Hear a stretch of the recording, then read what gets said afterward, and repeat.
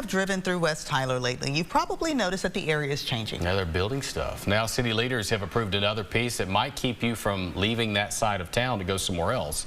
KLTV7's Zori Jones explains what's coming next.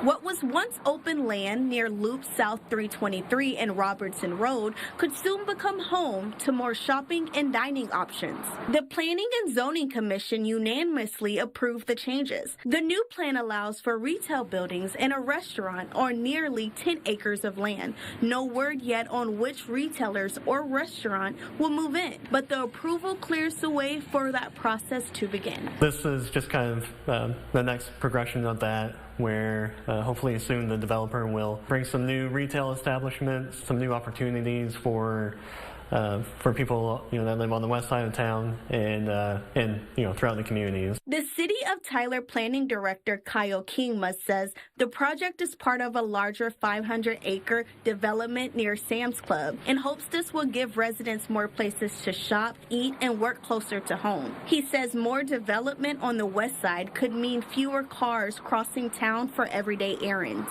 It does show that our community is able to support a lot of retail and restaurant development, and so we're excited to see what happens. Kingma says he doesn't know what the developers have in store for West Tyler, but hopes they market to a broader Tyler audience to give the community more things to do here.